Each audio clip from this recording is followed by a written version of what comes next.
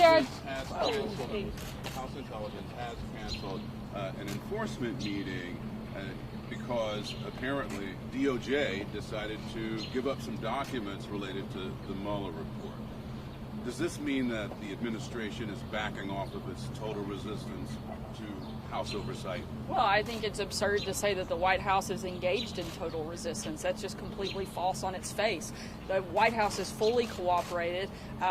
We participated in every person that Mueller asked to speak to. He spoke to hundreds of hours in testimony, over 1.4 million pages in documents, as well as the Attorney General going to the Hill answering hours worth of questions. The idea that this White House hasn't cooperated and has resisted is completely absurd. In fact, the only people that we see resisting in this process are Democrats who are resisting the conclusion of the Mueller report. It could not have been more clear. The whole idea, the whole existence for the investigation was whether or not there was collusion. The Mueller report was 100% clear that there wasn't, and Democrats are simply refusing to accept that, and they want a do-over. That's not how life works. When you lose, you move on. You don't get to play the game again. Sarah, Democrats say the president is goading them to impeach him. Is he?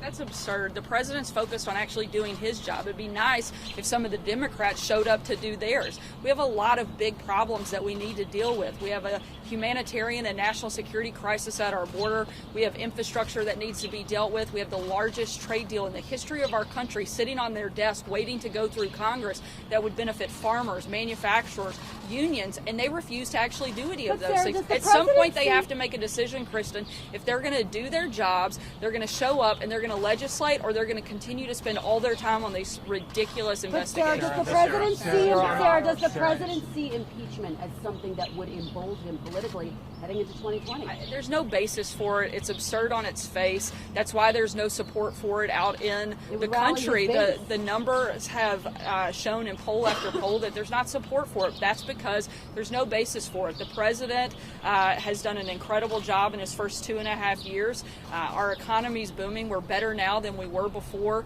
he took office on a number of fronts, as well as the fact that the Mueller report, they spent 2 years investigating, hours, millions and millions of dollars in taxpayer money to determine that there was no wrongdoing. It's time for the Democrats to accept that result. Second bailout package coming for farmers as a result of the trade war. Why is the Trump administration engaging in picking winners and losers? We're not. We're having a meeting with farmers this afternoon. We'll make some further determinations from that point.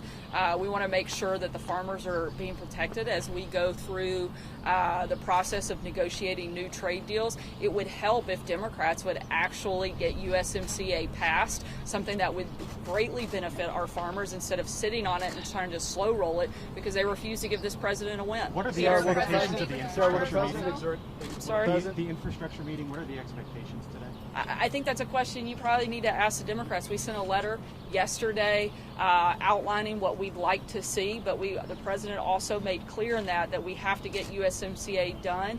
We need to get that completed so that we can turn our attention fully to things like infrastructure. But we also need Democrats to decide what infrastructure means to them. It can't mean everything that exists. Infrastructure has to be defined. We need to know what their priorities are and what they want to see done.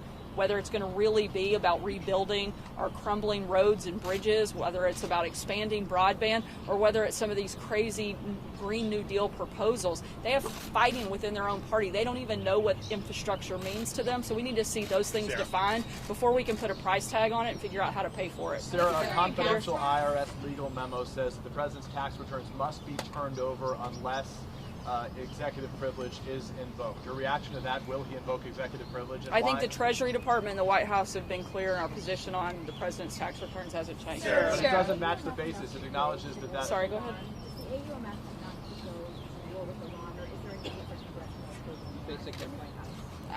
Look, as the president has stated, he's not looking to go to war with Iran. We'd like to see them change their behavior. We would like the decades worth of bad practices that they regularly engage in to stop. We know that the maximum pressure campaign is working. You can see that by the crumbling economy that they have, and we'll see what happens from there. We're going to keep all of our options on the table. What's the president doing to end the national emergency? I wanted to ask you, when was the last time the president has spoken to Don McGahn, and is he still still view his former White House counsel favorably? I'm not aware of the last time that they've spoken. Sir, how does the president feel Ben Carson is doing over at HUD? He has a great deal of confidence in Secretary Carson. He's doing a tremendous job, and he's very supportive of the work that he's doing over there. Thanks, guys.